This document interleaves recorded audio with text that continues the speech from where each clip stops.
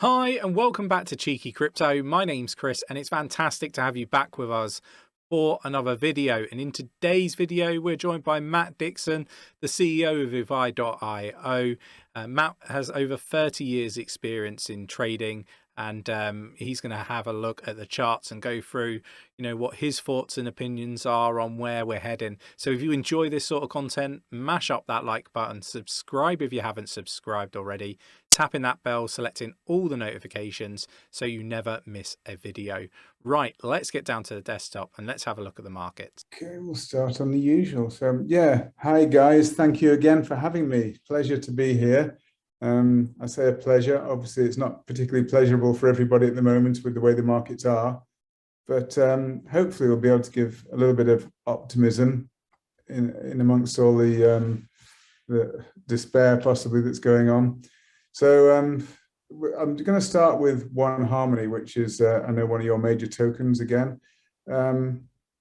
Once it surpassed this target that we had of 13.5, I mean, let's just probably step back a little bit. And a lot of people have been asking, why does this Ukraine thing potentially affect risk assets? And it's also interesting, another thing has come up about the price of gold. Obviously, I think it's up 11% in the last few days. And Bitcoin is down probably, the similar amount. And I know they've always been calling Bitcoin digital gold, but I said even for a couple of years ago when I did the CNBC interview, that gold is still the real safe haven for the time being, and Bitcoin and crypto are still risk assets. So when there's risk in the world, people use borrowed money to invest into risk assets that give them greater returns, and Bitcoin obviously has been giving some amazing returns to people. So they use borrowed money, and it's just a rule that I don't normally allow personally. I would never invest in borrowed money because you potentially put yourself, you may have to liquidate and put yourself under pressure. So, but the fact is, there's a lot of money is borrowed from assets, and especially with all this money printing that's been going on, money has been virtually free in the markets. So you can borrow free money virtually. All these coronavirus loans and government borrowing anyway is zero cost, in fact, negative interest rates. So you could actually get hold of money very, very cheaply, put it into a great risk asset like Bitcoin. And as it's going up, you're making shed loads of money with no interest rate cost for the borrowing, really. But obviously, when the markets go down, people get into a bad situation where they have to repay loans. And the more an asset drops, the more they have to liquidate to repay those loans. And that's why it's a sort of self-fulfilling a downward spiral when these things start to happen. It's how I made money in the 2008 crisis, because the very same thing happened with an unwinding of the carry trade. And I basically was selling short on a carry trade, which was Australian dollar against the yen. Same sort of thing is happening with crypto and with Bitcoin. So the reason it has an effect as well is obviously Ukraine, Russia, they're a big worldwide grain producer, and they obviously produce an awful lot of oil and gas. And I posted something the other day showing a number of the countries, I mean, Germany, Austria, quite a few major European countries that rely 100% on Russian gas and oil. And so with sanctions being imposed now on Russia, it means there is no oil trade. So you've seen the oil price rocket to over $100 today. So this again has a further negative impact in this. Obviously, it raises inflation. The cost of doing business is so much higher. So costs for everybody have to go up. So when we've got this terrible situation of potentially stagflation where we really don't have growth, especially with all the problems that are going on, but we're seeing massive inflation. So this is a bad environment. What can governments do to stimulate growth? Normally they would reduce interest rates, but we're already negative. But the problem is, if you reduce interest rates, you stimulate further inflation. So it's a real catch-22 situation. It's not a good environment for investment into anything. So that's just a little bit of background. So we saw, as you know, I was basically saying right from the top at 38 cents on here on this 𝗕𝗄𝗪𝗔𝗥𝗘 chart, that there was a sell-off coming because it was basically a big ABC down, ABC up. So we're going to get either 3 waves down or 5 waves down. So we can see there's a big, what I've labeled here as an A wave. It could actually be a 1, 2, 3, and this could be a wave 4 here, ABC wave 4, and we could be on wave 5. Or alternatively, the big correction could instead be WXY, and the Y would be made up of 3 waves. So that would be made up of this big A wave down, B wave up, and C wave down. If that were the case, then you would potentially be looking at most likely an equal wave to this A wave. If that were the case, we'll just look at what that would mean. But that's unlikely to be that bad. The other thing I just want to look at while we're on this chart, I think we mentioned it briefly last week, is basically when you get divergence. So we're looking at unbalanced volume here, and you can see the red line here is showing that the unbalanced volume is going down whilst price was still going up. What that is telling you is that the volume has gone out of the market. So prices are still being pushed up, and that's very often retail traders who really aren't in the know. They're seeing this rise in price, and retail traders tend to come in at the wrong time when prices are rising. And they will often push on what is a final fifth wave. So fifth waves, you very often see divergence between volume and price. That's exactly what's happening here. This is some kind of fifth wave. So we've got a 1, 2, 3, 4, 5. On the fifth wave, we got divergence here. So the volume is going down. So that means the big traders, the institutions, nowhere near the top, they're coming out of the market. So the volume is coming down, so they're not supporting the market, but retail traders are piling in because they've seen this massive increase in price. There's a bit of a dummy sell-off here. They think it's all rising again. So they're piling in, the retail traders, just at the wrong time. And this is what we're trying to avoid. This is why we're giving these kind of tutorials and lessons, so that people understand exactly what's happening with the whales, with the institutions, and what typical retail investors are doing. So we're trying to teach to avoid these traps. So this here was obviously bearish divergence that basically we're seeing, as I say, it's a downward trend here. And this was actually the last top in the market, and it's the last time we saw this divergence. So very, very important sign. I don't believe in many TA signals, many TA indicators, but this one I do find is a good one. And then the only other divergence we saw was at the bottom of the market here. We saw the market actually still falling. So we saw from here, from the middle here, a market falling, and yet we still saw some positive divergence here, where the price was actually going down from here. So the market did go up a little bit. I normally look for bearish divergences for sell-offs, because sell-offs tend to be more aggressive usually than appreciation in the market. So there's a couple of interesting indicators there that you could have used, particularly up here, to identify the top in the market. That was a prime one to be looking for. So get rid of that. Let's focus on the actual price action at the moment. As you know, from 38, my first target was actually 13 point something, around this level here, which was a Fibonacci level that was important. We just pierced that the other day.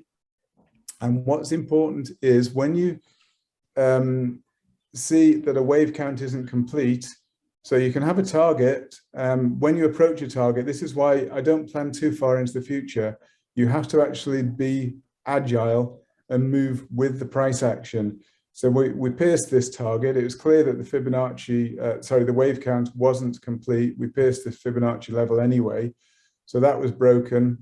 We got a small retracement higher, and then the next push down. So it was clear once this was broken, and even before I said we're only going to get a very temporary move up. It was very clear we're going to push down again. And the next target for me is the 1.618 extension. And the way I've measured that, I've measured from the top of the B wave here to this wave 1 here. So within it, you've got 1, 2, 3, 4, 5. It's a bigger wave 1 in red. So that's the distance, 100% from there to there. I'll transpose that and just move it now to the wave 2, which is here, this wave 2. And then you can see the 1.618 is down here at the 9.6 area. So I would expect us probably if this is a 1, 2, 3, 4, 5 move, which I think it is, if it's a C wave, whichever it is, even if it's a C wave or a wave 5, it's going to be in 5 waves, I think. So we've got 1, 2, wave 3 would be normally the extended wave, normally at least 1.618 times wave 1. So that's why my target here initially is 0.096, so 9.6 cents now. That will be the end of wave 3. I then expect us to get a very shallow rise, and this isn't indicative of where it's going to rise to. I'm just saying we're going to get a shallow wave 4. Wave 4s, along with wave B, are the most unpredictable waves you can get. It can be either a zigzag, it can be a flat, it can be a triangle, it can be a double or a triple or a WXY, you know, it can be so many different permutations. So I don't try to determine, but normally wave 4 is shallow, and you also have something called a rule of alternation. So we had what looked like a simple zigzag for wave 2 here. So the wave 4 normally alternates in Elliott waves. So you don't get the simple zigzag here, you'll get something other than a simple zigzag. Zigzag is normally the steepest corrective wave normally. And so you'd expect some kind of shallow wave here for wave 4 for the rule of alternation to play out. Following that, I'd expect a further wave 5, which will be in 5 waves. And that will be the final sell-off in the market. So we can look at shorter time frames when this happens from the top of wave 4, and we can look at the smaller fractal of this wave 5 here. Then even on the final wave, we can look at an even smaller fractal. And in this way, we can zoom in on the final move down and pinpoint exactly where it is. So I can't tell you right now exactly what price it's going to be, but every time these waves are unfolding, we can zoom in on shorter time frames, smaller fractals, and identify exactly where the market's going to go to. So I believe that we'll be able to identify reasonably accurately before the market turnaround, or just about the market turnaround. If you're not confident, you can just start and begin to scale in and just do the dollar cost average thing and just start to scale in. It may be a wise thing to do anyway, because it's really difficult to pinpoint the exact point. I like to try to do it, but I'll be looking for to try to pinpoint it, and then I'll be jumping in, not all in one go, because even then, even if you catch the bottom of the market, I still wouldn't put all your eggs in, not knowing it's the bottom. And then if it does start to rise, you can protect your trade and add to it a little bit on the way up. And I think that's a much safer and more sensible way to do it. So we'll just jump along quickly to run through a couple of other cryptos. Okay, I've left the lines on from last week actually here. I use different computers on a daily basis to trade from, but this one, you can actually see it's quite interesting that the lines are actually very indicative of where the price was going. So I think we may well actually, I'd have to check whether this channel's actually in the right place. It could well be there probably. So we may well retest this channel. If I just zoom out a little bit, you can see the channel I'm talking about. It's a long-term channel there that we tested with the A wave down. We got a B wave up, and we're going to get a C wave down. The C wave is a fact. So we've got a big WXY, but then within the Y wave, we've got an A, B, C, and the C wave itself will be either a 1, 2, 3, 4, 5, or we could get, even that could be some kind of 3-wave move. So I'm expecting probably we'll retest this level here. We'll get a shallow correction, sort of very shallow. And then I think we're going to break this. I think at some point we will break this channel, and that will take us down to, and I think the minimum price that we can expect at the moment is about the 25,000 on Bitcoin. When I say the minimum, I mean that's probably the least correction I expect to see from it. It's entirely possible we could go further, but again, like One Harmony, I'll be looking nearer the time at the internal wave count at smaller fractals to identify exactly where we're going to go to. But this is my immediate expectation that I put on last week, and it's playing out pretty well to the T. We'll just run through a few others. I haven't particularly prepared the situation here, but just looking at that. Again, this was from last week. I had a line on here just showing that I'm expecting to go to at least this level on VET, the 0.03, so 3 cents. So from the top of the B wave, I was expecting a move down. We tested we had a good test here on a very important support line, which came from a previous price, but also the 50% fib. So we tested that, we bounced up in a B wave, and now we're testing back down. And I'm expecting, as I say, some further move down with VET. So far, on most of the assets, we're looking at further down. We'll have a quick look at Luna. Don't know, I'm not really prepared anything for this, but yeah, again, very corrective move here. ABC move up. Yeah, so to here. So from there, I'm expecting again further lows. So we've got A, this is a B, so I could put I won't even write it now, but basically I can put a blue B wave here, and then we're expecting a C wave down. So we're expecting quite a bit further down on Luna.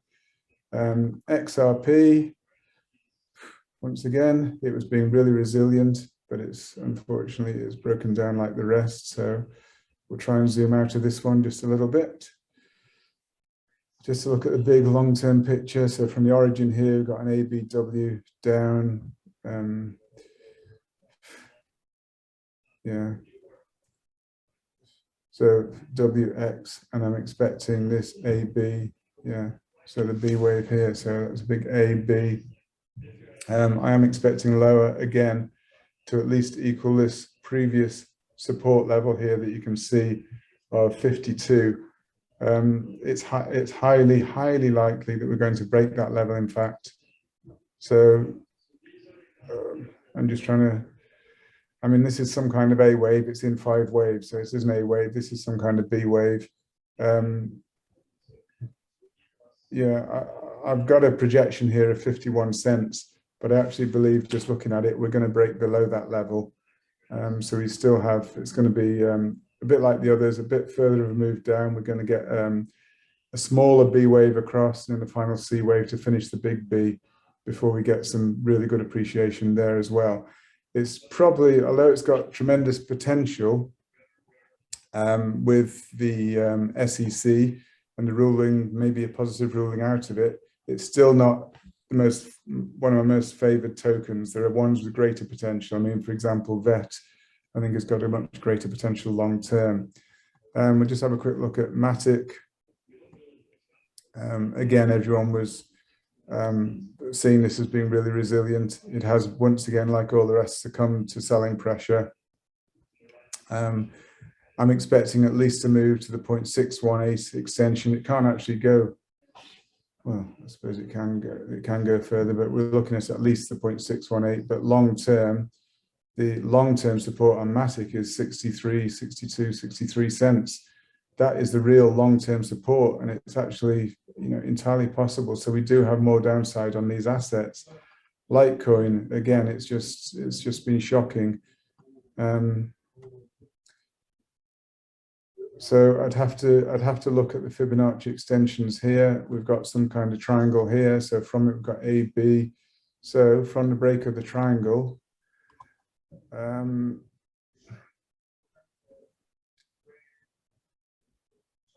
yeah, I'd have to look and see, but you know, again, it's highly likely we're going to go lower here. Again, we'd have to scroll out a little bit. I'm just doing this on the fly as I'll move this, and it'd just be interesting to look at the Fibonacci relationship that we've got.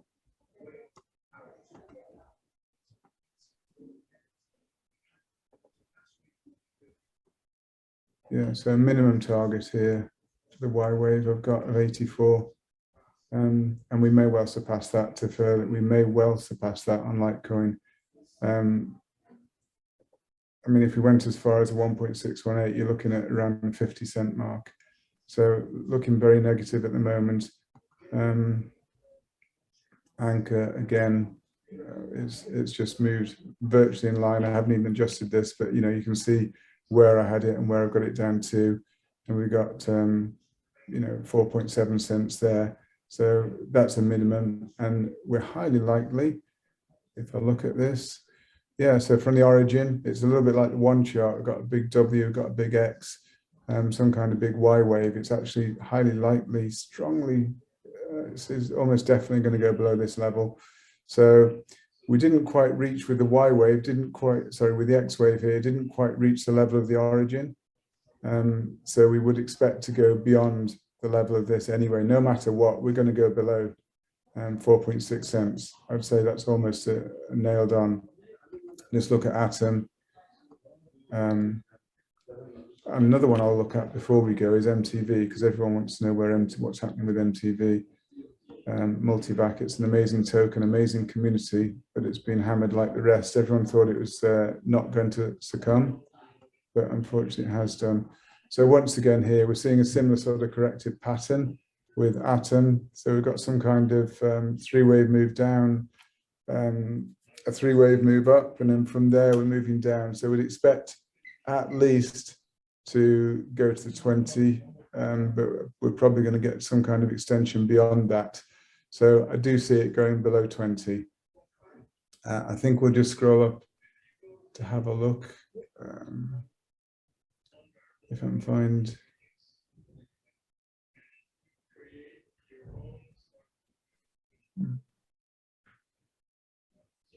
Okay, MTV. Yeah. So, yeah, it didn't even, well, actually, it did from here. I'll just probably open this out so you can see it a bit better, but it's a different chart because obviously they've all got different start dates. They're at different stages in their cycle. So, you know, so we've got an A, B, C up, and then we get a W, X, Y. So actually I'm expecting, yeah, if we go to the 0.618, because it's such a long way down to go, we may well just reach the 0.618 here, and that will be the 0.004. We're on 0.006 right now, so you're looking at still, you know, a big 30% fall. So the WX, and then we've got AB, and we've got a Y wave to come down, which, as I say, we actually had it.